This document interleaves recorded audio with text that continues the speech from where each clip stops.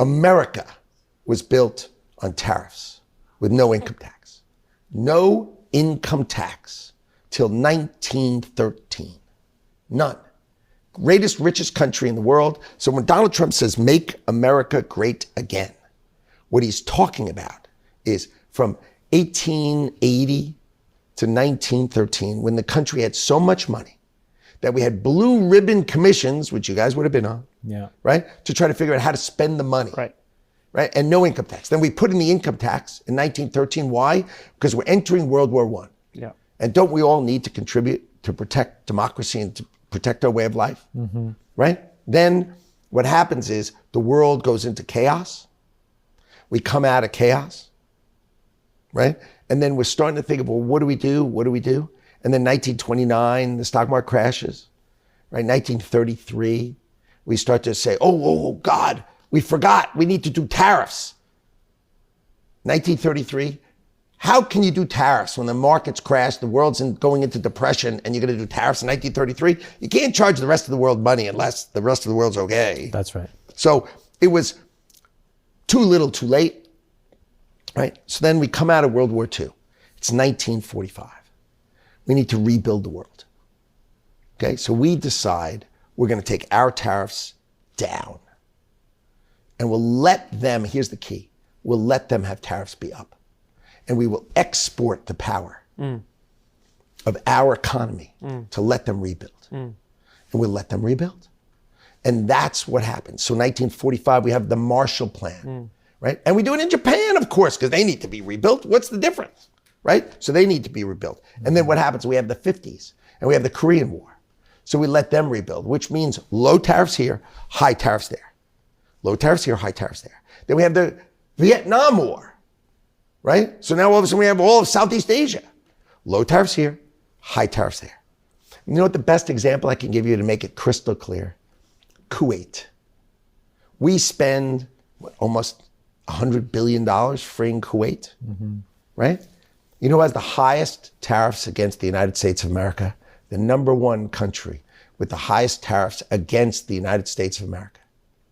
Kuwait. And you think, what? That's insane. But here's what it is. If you go back to this understanding the way America thinks, you need to be rebuilt. You were just destroyed, right? All their oils were, you remember Red, the guy's name was Red something, and he was the guy who capped all there were fires in all the oil wells, and he capped them all, and it was amazing. So we let them put up high tariffs. But you know what the problem is? Then we forget. Right. And we let it go. Yeah. So Donald Trump comes in and says, it's got to stop. Okay, so that's an incredible context now for tariffs. It's like, it was a long-term strategy that essentially says, okay, great. There's rebuilding to be done, sort of almost out of the largesse of America.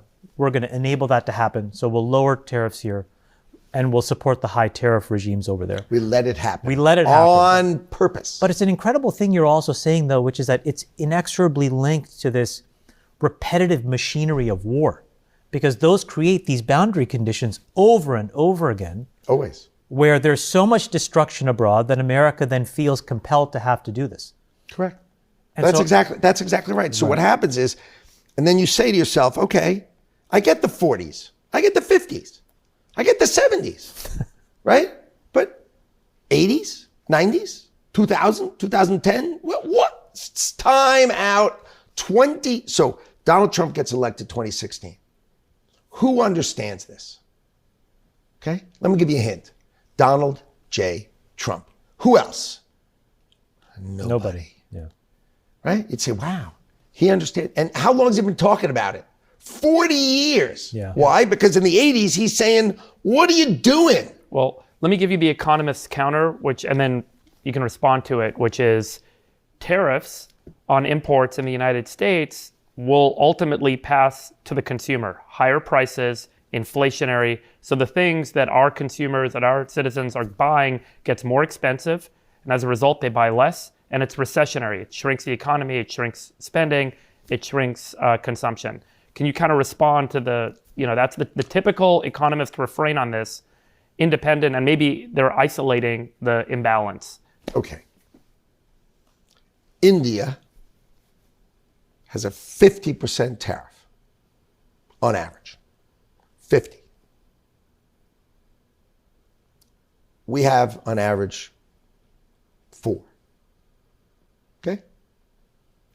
I would say to the person who said that, can I ask you a question? What are you talking about? They're 50 and 4. Well, here's what you're talking about. When we're all equal and everything is free and fair, if you raise tariffs and they raise tariffs, isn't it bad for society? The answer is, of course it is. But there's 2 differences. Number 1, let's do human beings first. Before we go to the math, let's go to human beings. Once upon a time, we had an auto industry in Detroit, okay, and in Ohio, but Detroit. Then some genius named Bill Clinton signs the North American Free Trade Agreement, or corporations, you can screw Americans and go get cheap labor in Mexico and break the unions by going to Canada. Now, if you were General Motors, I'd say, it's like my birthday. Yeah. But if you're a worker who comes from Michigan or Ohio, they just signed, you know what they signed? Worst statistic I'm going to tell you today. Average life expectancy of high school educated workforce. So, by the way, the United States of America, 2/3 is high school educated, 1/3 is college educated.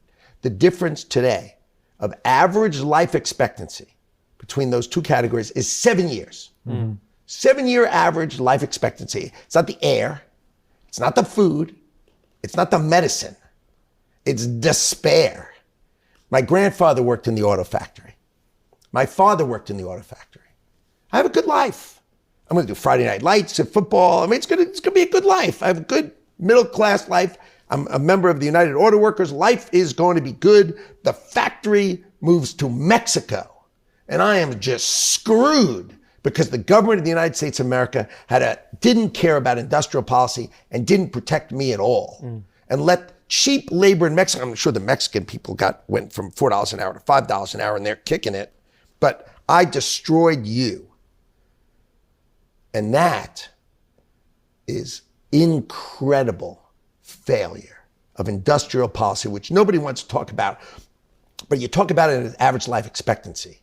And you're talking about it about reshoring and building the life for the people who are America. That's why you elect Donald Trump president. You elect him because I didn't spend 1 minute doing politics until he asked me to help him. But when he asked me to help him, I started spending time with him. When did I learn this? And who taught me this? The President of the United States. This is not me teaching him. You understand? This is him teaching me, and you can see him talking about it in the 80s. Right? He's been talking about this for a lot, and what it does is it means reshore. So, number 1, we have to care about human beings. That's a globalist view. Yes. If I take my production and move it to Mexico, it's better for me, Mr. Corporation. Okay? But it's not better for me, Mr. US citizen of the United States of America who's working at a car plant. That's bad news for him. Okay? And that's number 1. And now let's go to number 2, which is the math of it all.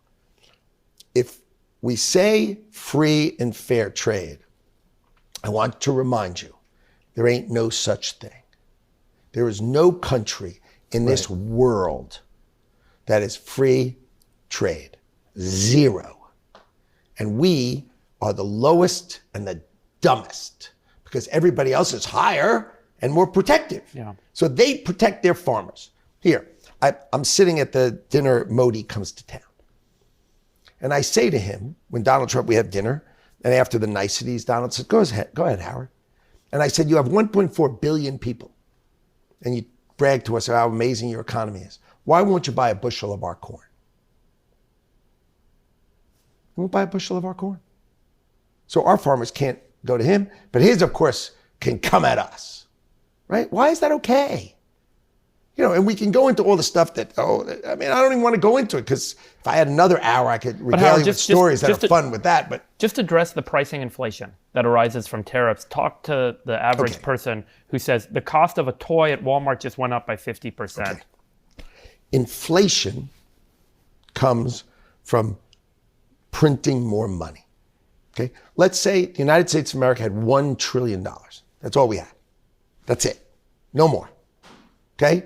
And I want to buy a bottle of water and you want to buy a bottle of water. One came from America and the other one came from Fiji, right? And I tariff Fiji. Then that water is $1.25 and this water is $1. Yeah. That's not inflation. That means that one's more expensive. But I can choose to buy this one. Right. Okay? So you're right. This toy might be more expensive and that toy's not. I get it. But that's not inflation. Right. Here's inflation. Snap my fingers, now we have $2 trillion, right? That water's $1.50, that water's $1.25. Yeah, everything's more expensive. That's inflation. Okay, so inflation without tariffs is everything's $1.25. Now what inflation with tariffs is $1.25, right? And $1.50. And so you have to understand inflation doesn't come from tariffs. Certain products, if I put a tariff on a mango, right? We can't grow mangoes in America. We just can't grow a mango.